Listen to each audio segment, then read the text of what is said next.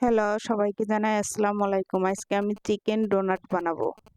তাই বন্ধুরা, আজকে আমি ১ বাটি চিকেন কিমা নিয়েছি। প্রথমে দিয়ে দিলাম রসুন বাটা, তারপরে দিব আদা বাটা, তারপরে কিছু পেঁয়াজ কুচি দিব আর কিছু কাঁচামরিচ কুচি দিয়ে দেব। একটু গোলমরিচ গুঁড়া দিয়ে দেব। তারপর একটু সয়া সস দিয়ে দেব। তারপর কিছু টমেটোর সস দিয়ে দেব। আর সামান্য একটু লবণ দিয়ে দেবো। যেহেতু সয়া সসে লবণ থাকে তাই লবণের পরিমাণটা একটু কমায় দেবেন। তারপরে হাত দিয়ে খুব সুন্দরভাবে এটাকে মাখিয়ে নেব। মাখিয়ে নেওয়ার পরে যেটা করব, এখানে আমি ৩ পিস পাউরুটি নিয়েছি। পাউরুটি ৩ পিস পানিতে একটু ভিজিয়ে ভালোভাবে চিপড়িয়ে নেব পানিটা।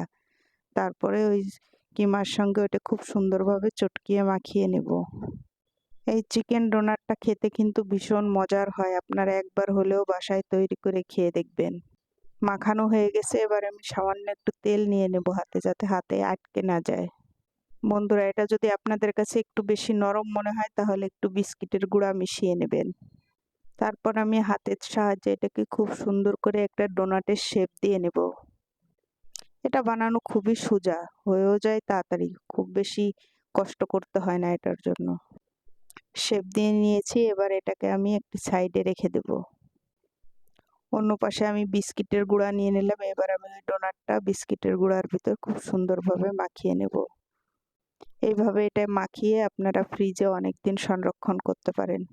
এইভাবে আমি এক এক করে সব ডোনাটগুলো বানিয়ে নেব। এবার আমি ভাজতে চলে গেলাম।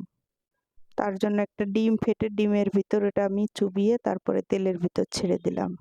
এই সময় গ্যাসের চুলাটা একটু লোতে রাখবেন, নয় খুব দ্রুত এটা কালার চলে আসবে। এই তো আমার ডোনাট ভাজা কমপ্লিট হয়ে গেছে।